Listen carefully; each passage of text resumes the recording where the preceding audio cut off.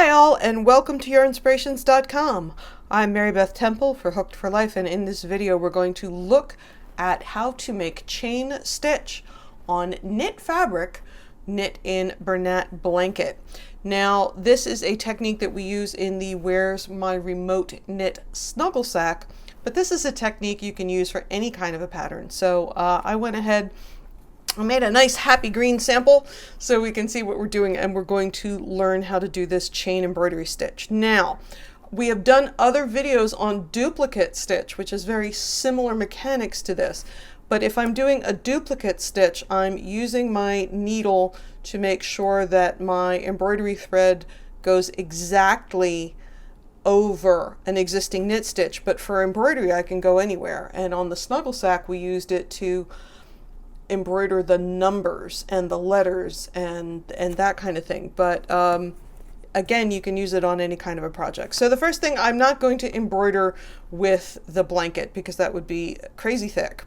So I'm just using some Simply Soft. Again, for whatever pattern that you're doing, the instructions will be there and tell you what kind of a yarn to use on the blanket base. I also went with a pretty heavy duty needle here. I don't want it to be particularly pointy because I don't want to split the plies, but I want a big heavy needle that has some length to it. To get my yarn started, all I did was sort of weave in and out a couple of times, like I was just going to weave in an end when I was done. So I'm going to come up in any stitch and I'm going to go back down in the same spot. But I want to keep my thumb over here because I want to make sure I don't pull it all the way back through. Now, if you crochet, this is very similar to a chain stitch. So say, for example, I wanted to sort of head off in this direction. I want to bring the yarn up wherever it is that I want, whatever direction I want that embroidered area to go. And I'm going to come up through the hole. So now it's secure and it's not going to go anywhere. And I'm going to go back down the same hole. And once again, hold on to it. Now when you're doing this, again, the difference between this and duplicate stitch, this I'm going to go every which way. Now I'm making my stitches pretty big because I want you to be able to see them. But one of the things that will make this chain stitch embroidery look really nice is if you try and get the loops to be very similar in size. You don't want a short one and a long one. You want them to try to be very similar in size. Let's see, I caught my tail here. Let's get that out of the way. So again, wherever it is that I come up, I want to go down, back down in the exact same spot.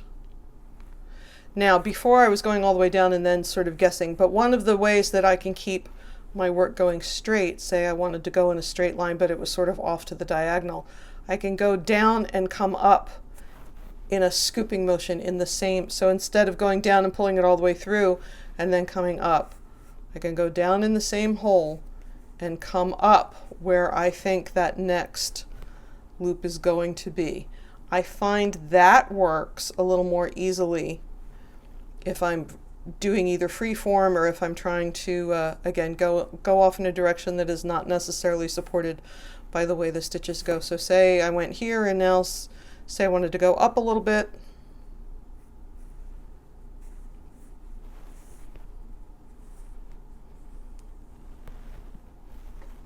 Now this isn't going to ever be a perfect duplicate stitch because it's not the same, the two yarns are not the same weight.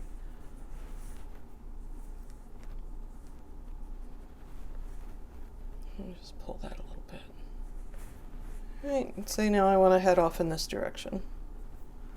Down in the same spot, up where I want my loop to end.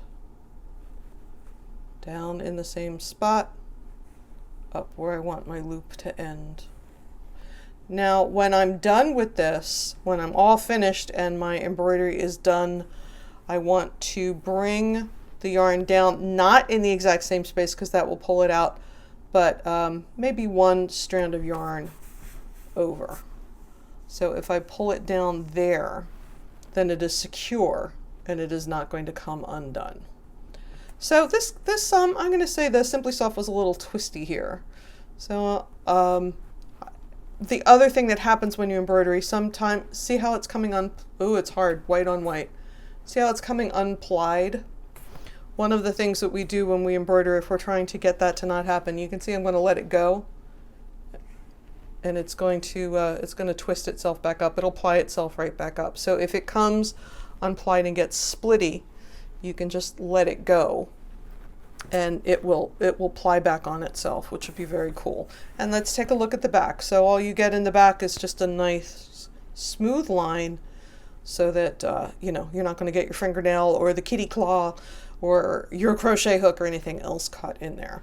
So that's all there is to doing chain stitch embroidery on a knit base. Thank you so much for joining us here on Yarnspirations.com. Please subscribe to the channel for more content every week. I'm Mary Beth Temple for Hooked for Life. Bye-bye.